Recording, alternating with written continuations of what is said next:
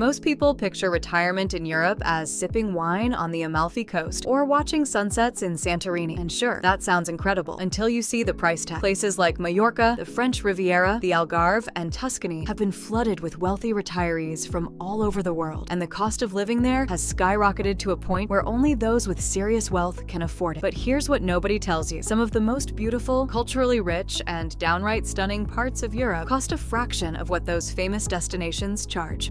We're talking places where a couple can live comfortably, sometimes even lavishly, on a budget that would barely cover rent in the Algarve. Some of these spots are so under the radar that property prices are still falling.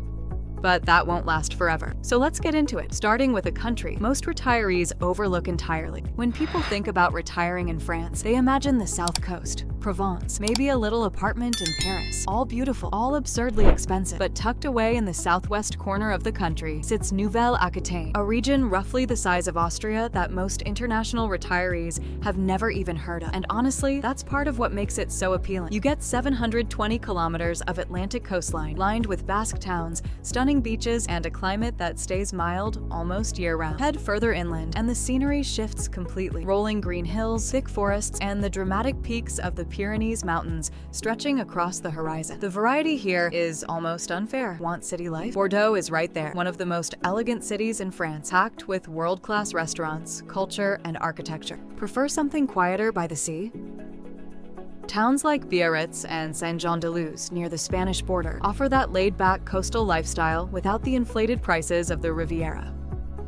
And if you've ever dreamed about buying a piece of land and starting fresh in the countryside, there are villages inland where that's genuinely possible. A retired couple can live well in a small seaside town here for about $3,000 a month. In Bordeaux, that number climbs to around $3,600, still far below what Paris or Nice would cost you. And even if you don't speak a word of French, settling in is easier than you'd expect. There's a well-established British expat community running social groups and weekly events, so you'll never feel completely out of place. But France isn't even close to the cheapest option on this list. Across the Mediterranean, Greece has been pulling in retirees for decades, but most of them flock to the islands, Crete, Corfu, Mykonos, where prices have steadily climbed thanks to tourism. Meanwhile, on the mainland, the region of Macedonia sits quietly as one of the best-kept secrets in European retirement. With about 2.4 million people spread across mountains, natural lakes, and wide coastal plains, it's the largest geographic region in the country. Its capital, Thessaloniki, is a proper city with excellent food, nightlife, and culture. And beyond Thessaloniki, smaller coastal settlements like Kavala offer a more relaxed pace without sacrificing convenience. What makes Macedonia genuinely attractive is the math. A couple can live here and live well on about 2,500 euros a month. That's roughly 3,000 US dollars. Property prices are just as reasonable, with mid-sized homes listed between $180,000 and $270,000. Healthcare is solid in both the cities and smaller towns, with well-equipped clinics and hospitals throughout the region. English is widely understood in the bigger towns and resort areas, though if you're considering a quieter village, picking up some basic Greek will go a long way. The weather is mostly Mediterranean, warm, sunny, and dry, though higher elevations can get cooler.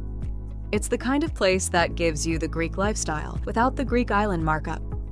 And speaking of Mediterranean bargains, Italy has one that most people completely ignore: Sicily, the largest island in the Mediterranean and, for some reason, one of the most overlooked retirement destinations in all of Europe. Getting there couldn't be easier. Palermo and Catania both run daily direct flights from across the continent, and once you arrive, the diversity of the island is staggering. The southeast is dotted with ornate Baroque towns frozen in time. Mount Etna dominates the eastern skyline with its volcanic landscapes. Taormina offers glamorous beach resorts perched on clifftops, and Palermo blends Arab-Norman architecture with chaotic Italian street life in a way that feels completely unique.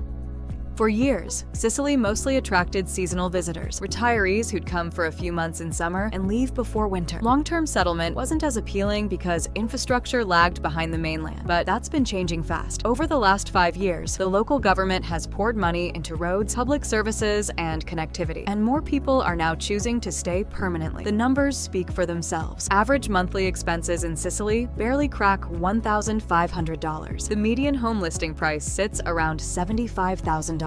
Let that sink in for a moment. You could buy a house in Sicily for less than a new car costs in most Western countries. And for those wanting something more upscale, Luxury properties in the south of the island go for about $300,000, a figure that wouldn't buy you a studio apartment in Milan. But if Spain is more your style, two regions there offer something even the locals tend to underestimate. Murcia sits on the Mediterranean coast between Valencia and Andalusia, and it's one of Spain's smallest regions with about 1.5 million people. A third of them live in the capital city of the same name. What sets Murcia apart from every other coastal region in Spain is something that might surprise you. The prices don't fluctuate with the seasons. In places like Barcelona, the Costa del Sol, or even Valencia, the cost of living swings up during tourist season and settles back down after. Murcia stays flat all year round. The reason is simple. Tourists don't really come here, and that's precisely the appeal. Everything people love about Spain, the tapas, the local wines, the Roman ruins, the Moorish history, it's all here, just without the crowds and the inflated price tags. It's also the warmest region in the country, with summer temperatures regularly pushing past 40 degrees Celsius. Spring and autumn are the sweet spots, when the weather is perfect and the Mediterranean beaches are practically empty. The trade-off is that nightlife and the international scene are quieter here. There's no buzzing tourist strip or packed nightclub district. But for people looking for a calm, safe, community-driven lifestyle, that's not a downside. That's the whole point. Further north, the landlocked region of Aragon takes affordability to another level. Sitting halfway between Madrid and Barcelona, Aragon is home to about 1.3 million people, with roughly half of them living in Zaragoza, the regional capital. Zaragoza itself is a fully modern city with everything you'd need: hospitals, shopping, public transport, cultural venues. The median cost of living in the city is about $2,000, but with some careful budgeting, you can get that under $1,800. Venture out to smaller towns like Caspe, Teruel, or Borja, and your monthly expenses can drop below $1,500 entirely. The downside is real though. Rural Aragon can feel isolated. English isn't widely spoken outside the capital, and international amenities are sparse. But for anyone willing to embrace an authentic, immersive Spanish lifestyle and maybe pick up the language along the way, it's hard to find better value anywhere in Western Europe. And if you head east across the Adriatic, the value gets even more dramatic. Istria sits at the very top of Croatia, right where the borders of Slovenia and Italy converge, and it might be one of the most underrated corners of the entire continent. While everyone's busy fighting for space in Dubrovnik or split down on the Dalmatian coast, Istria quietly offers the same crystal-clear Adriatic waters, the same ancient stone towns, and the same Mediterranean charm at a fraction of the cost and without the crushing crowds. Coastal towns like Pula, Rovinj, and Porridge are regularly ranked among Europe's most desirable spots for a peaceful retirement, and for good reason. The architecture is gorgeous. The food blends Croatian and Italian traditions beautifully,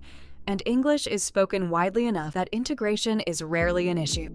Head inland and the vibe shifts to medieval hill towns surrounded by acclaimed vineyards and olive groves. A couple can live comfortably in one of the coastal towns for about $3,000 to $3,800 a month, and the property market is active with plenty of affordable apartments and houses available for purchase. Just across the border, Coastal Montenegro offers something even more striking. The coastline stretches about 300 kilometers along the Adriatic, and the terrain is unlike anything else in Europe. Kotor Bay looks like a Nordic fjord dropped into the Mediterranean. Steep mountains plunging straight into calm turquoise water, with ancient stone towns clinging to the shoreline. The famous spots like Budva and Tivat can get pricey, especially during peak season.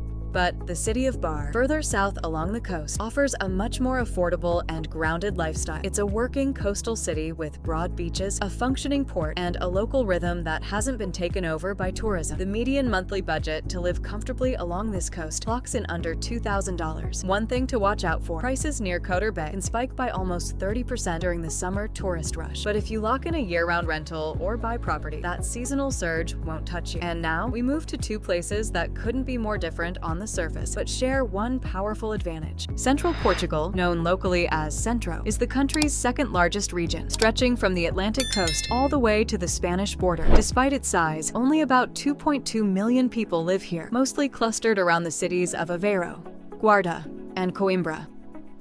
The coast is lined with golden sandy beaches and picturesque fishing villages. The interior rolls into hills, dense forests, and mountain ranges that feel worlds away from the beach resort image most people have of Portugal. This isn't the Algarve. There are no massive tourist developments or English-language menus on every corner. The pace of life here is genuinely slow, and Portuguese, not English, is the language of daily life, especially in the rural areas. That's the main challenge, but the reward for embracing it is extraordinary. Living expenses, even in the larger cities and coastal towns like Nazaré, are the lowest in the entire country. A 3-bedroom villa typically lists for around $300,000. A 1-bedroom apartment, just $70,000. Traditional markets still anchor daily life. Local festivals are celebrated with real passion, not performed for tourists. And family-run restaurants serve food that hasn't changed in generations because it didn't need to. If you wanted to experience the real Portugal, not the polished export version, Centro might be your best option. Meanwhile, thousands of miles to the east, Transylvania offers a completely different flavor of affordable European retirement. Yes, that Transylvania. And no, it's not all about Dracula, though the castles and Gothic atmosphere certainly add to the charm. The reality of Transylvania is far more interesting than the myths. Its cities, Cluj-Napoca, Brașov, Sibiu, are well developed with international airports, modern hospitals, and a younger population that speaks excellent English. Step outside those cities, though, and you enter a world that feels untouched by time. Quiet villages, horse-drawn carts on country roads, medieval churches standing in fields of wildflowers. There's a substantial international community already here. German retirees have been drawn by the region's Saxon heritage for years, and British expats have been buying rural properties and even starting businesses. Accommodation options in smaller towns have expanded rapidly, and the trend shows no sign of slowing. A couple can enjoy a genuinely luxurious lifestyle here with first-rate amenities for under $3,200 a month. That's luxury by Romanian standards and solid comfort by anyone's. But we're not done yet, because the top 3 spots on this list take affordability to levels that are almost hard to believe. Abruzzo is one of Italy's best-kept secrets, and the Italians themselves will tell you that. Nestled between the Apennine Mountains and the Adriatic coast in central Italy, it's just a couple of hours from Rome, but feels like a completely different country. It's been called the greenest region in all of Europe, and when you see the 3 national parks and more than 35 protected nature reserves that cover its landscape, you understand why. This is the place for anyone who wants fresh air, fresh food, and a daily life that revolves around community rather than commerce. Over the last decade, more foreigners have been quietly moving here, drawn by the lifestyle and the impossibly low cost of living.